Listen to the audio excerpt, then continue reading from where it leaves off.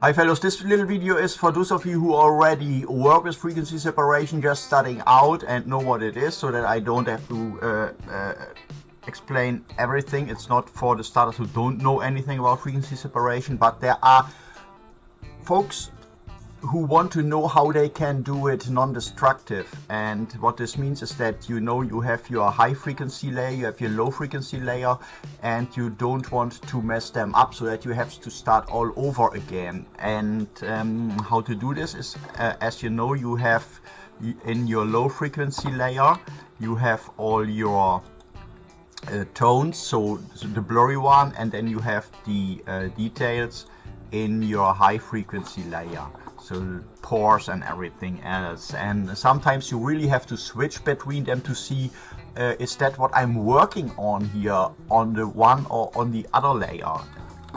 And the best way to work non-destructive is if you put layers between them or even copy them. And I show you in the case of the low frequency layer the following. You can or copy it just by hit Ctrl J and have a duplicate, make changes, then merge them down, or you can put a blank layer above it and then work on that. So you have to make sure, I make sure that I always have a very low flow. I go down to 1% and then I'm instead of blurring, you can also blur, and you can make a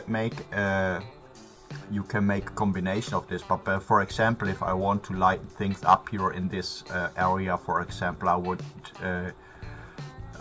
color sample this and then just lighten this up with a very low flow here, and then you see that the area would be lightened up perfectly. So I'm going to delete this, and then we go to the high frequency layer where the details are stored. And this is a different piece of cake. You see that it has linear light as blending mode. And what we're doing now is we're going to copy it, Ctrl J, and then we're going to, you see it looks terrible now, we're going to create a clipping mask so that it only has influence on the underlying high frequency layer and nothing else.